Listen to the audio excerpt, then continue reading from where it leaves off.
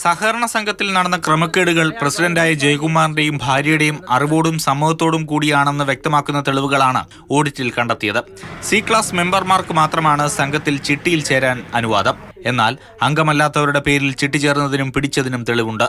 യഥാർത്ഥ ആളുകളാണോ എന്ന കാര്യത്തിലും വ്യക്തതയില്ല. ലോണുകൾ കൊടുത്തത് ശരിയായി ജാമ്യം വാങ്ങിച്ചുകൊണ്ടല്ല. അതാണ് ലോൺ പിരിഞ്ഞു കിട്ടിയാൽ ഇവർക്കൊക്കെ പൈസ കൊടുക്കാമെന്ന് പറയുന്നത്. പക്ഷേ ലോണുകൾ കൊടുത്തിരിക്കുന്നത് ശരിയായി ജാമ്യം വാങ്ങിച്ചുകൊണ്ടല്ല.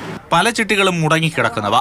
വരവും ചെലവും രേഖപ്പെടുത്തി കണക്ക് അവസാനിപ്പിക്കുന്ന ദിവസങ്ങളിൽ സംഘം പ്രസിഡന്റ് ജയകുമാറിന്റെ അക്കൗണ്ടിലേക്ക് പണം വരവ് വച്ചതായി രേഖകളുണ്ട്. പലതിനും അഡ്രസ്സോ അപേക്ഷാ രേഖകളോ ജാമ്യ കടപ്പത്ര വിവരങ്ങളോ സൂക്ഷിച്ചിട്ടില്ല.